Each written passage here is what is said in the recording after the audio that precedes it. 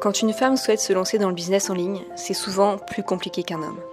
Elle va se poser 1000 questions, ne pas être trop sûre d'elle et sans cesse se comparer. Parfois on se sent seul face à toutes ces émotions et on se demande si c'est normal. Alors voici 5 choses à savoir pour vous rassurer si vous voulez monter un business en ligne en étant une femme.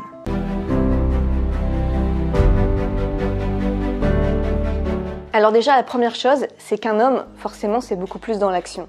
Alors qu'une femme va être beaucoup plus dans la réflexion. C'est vrai qu'une femme va avoir tendance à se dire oui, mais est-ce que je fais bien ça? C'est pas assez parfait, qu'est-ce qu'ils vont penser? On se pose 1000 questions, alors qu'un homme vraiment, et encore plus dans le business en ligne, va passer à l'action, ne faire que ça et prendre des décisions seulement après selon les résultats. Alors qu'une femme, oui, va... Donc c'est normal en fait. Enfin, je trouve que c'est peut-être une raison qui explique du pourquoi il y a moins de femmes dans l'entrepreneuriat, parce qu'on se pose beaucoup plus de questions et on passe beaucoup moins à l'action. Et comme dans l'entrepreneuriat, bah, c'est, on va dire, 100 choses qu'on va mettre en place et seulement peut-être 2-3 trucs qui vont vraiment fonctionner, on peut vite, du coup, comme on passe moins vite à l'action, bah voilà, c'est beaucoup plus compliqué. Donc ça, c'est la première chose à savoir, qu'un homme va vraiment, c'est une tendance générale, hein, je dis pas que tout le monde est comme ça, mais une femme va se poser beaucoup plus de questions, donc ne culpabilisez pas d'être comme ça, c'est peut-être notre nature humaine en tant que femme, mais ne culpabilisez pas par rapport à ça, parce que ça n'empêche pas non plus. Vous pouvez quand même bien réfléchir, faire bien les choses, mais tout est une question de dosage. Le deuxième point que je remarque souvent, c'est que les femmes dans le business en ligne sont plus sensibles à la forme. Bien sûr, le fond est autant important, mais la forme aussi. C'est-à-dire que moi, dans mon domaine, il y a beaucoup d'hommes qui s'en foutent totalement de la forme. Ils vont juste écrire du texte noir sur un fond blanc, voire même gribouiller les idées, mais tant que le fond est là, ils s'en foutent totalement de la forme. Alors qu'une femme, c'est beaucoup plus sensible à tout ce qui entoure en fait les connaissances. Par exemple, dans cette vidéo, j'aime bien mettre un petit feu de cheminée, avoir un fond flou, bien régler la lumière. Alors qu'un homme, il peut juste se prendre comme ça, limite dans ses toilettes, en caméra, il s'en fout s'il y a un fond blanc derrière. Il s'en fout complètement. Pareil pour la forme des formations. Donc beaucoup d'hommes vont faire juste un PowerPoint ou juste filmer leur écran. Voilà. Il partage ses idées de manière brute, alors qu'une femme va prendre quand même le temps de faire des petits dessins, de soigner la présentation, de faire une petite intro, de mettre des belles couleurs dans la présentation de la formation. Tous des petits détails comme ça en fait, où je remarque que les femmes préfèrent. Donc si vous êtes comme ça aussi, c'est un truc à savoir. Le troisième point que je remarque, c'est qu'une femme va plutôt tendance à rechercher un équilibre dans sa vie plutôt que le travail acharné. Le travail acharné en mode hustle, il faut travailler comme un fou, faut faire mieux qu'Elon Musk et c'est 100 heures par semaine parce que pas de résultats sans travail acharné, c'est normal de travailler dur, tous ces trucs-là. Il faut absolument faire le million par an parce qu'il faut faire plus que le concurrent alors qu'il ne peut pas piffrer le concurrent. Chez les femmes, c'est beaucoup plus amical déjà dans la concurrence. Enfin, il y a moins cette ah, elle a fait tant, faut que je fasse tant. Non, c'est plus de l'entraide. En tout cas, c'est mon point de vue. Il y a moins d'animosité quand même. Finalement, il y a moins de drama entre les femmes entrepreneuses qu'entre les hommes entrepreneurs, j'ai l'impression. Et aussi, donc, cette recherche de meilleur équilibre, c'est-à-dire que une femme s'en fout de travailler 10 heures par jour parce que si elle a envie de passer du temps avec ses enfants, elle le passe. Si elle veut aller au resto avec son copain, elle y va. Si elle veut travailler que le matin, il n'y a pas de souci.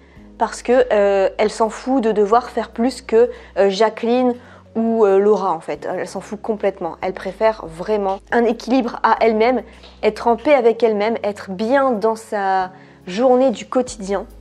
Et le reste, je dis pas que ça n'a pas du tout d'importance, mais en tout cas ça a beaucoup moins d'importance. Quatrième point, c'est ce que je remarque chez les entrepreneurs aussi, c'est qu'il y a beaucoup de cycles qui alternent entre syndrome de l'imposteur, je ne suis pas assez compétente, j'ai pas assez confiance en moi et je suis une girl power, je vais tout déchirer.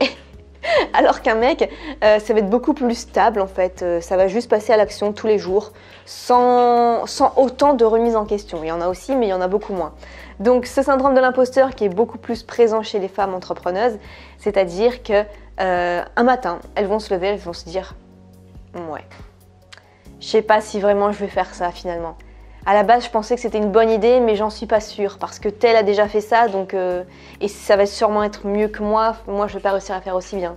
Ou alors, on va scroller sur Instagram, on va se dire, ouais, c'est trop bien ce qu'elle fait elle. Moi, je me sens pas à sa hauteur. Je vais pas travailler parce que ça sert à rien. Je ferai pas mieux.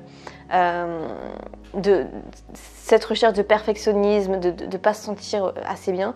Et parfois, des matins, on va se réveiller, on va se dire, je vais tout déchirer. J'ai l'énergie nécessaire pour tout déchirer aujourd'hui. Je sais que je peux le faire, je sais que je peux y arriver. J'ai de superbes idées et je vais les mettre en place tout de suite. Et je sais que ça va marcher. Donc c'est assez marrant en fait ces cycles-là. Vous me direz si vous êtes d'accord avec cette idée-là aussi dans les commentaires. 5e et dernier point, il faut avant tout croire que c'est possible. Combien de femmes qui veulent entreprendre, qui vont m'écrire en fait en privé, me disent « Est-ce que vraiment tu gagnes ta vie avec Internet parce que je suis pas sûre en fait que ce soit vraiment possible ?» Alors que j'ai des superbes idées et tout, mais je sais pas si c'est vraiment possible. Est-ce que tu penses que je peux réussir à gagner 3000 € en étant freelance? Parce que je suis pas sûre. Est-ce que tu penses que parce que je suis pas sûre que ce soit possible? C'est le truc qui va vous gâcher la vie le plus en fait.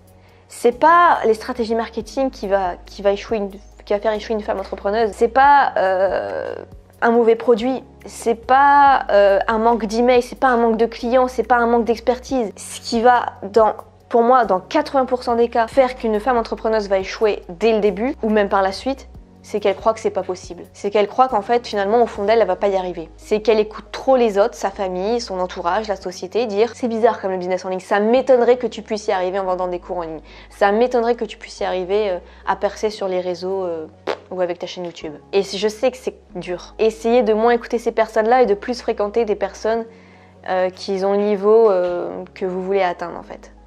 Parce que moi aussi, pareil, j'ai personne d'entrepreneur dans ma famille. Et j'étais partie sur une voie bien droite avec des études de droit, le truc bien en sécurité, bien carré, bien ça fait bien et tout. J'ai été jusqu'au bout de mes études, histoire de. Et le dernier jour de mon master, j'étais la plus heureuse parce que finalement, je dis, j'envoie tout valser et je crée mon business en ligne. Et forcément, ça n'a pas forcément...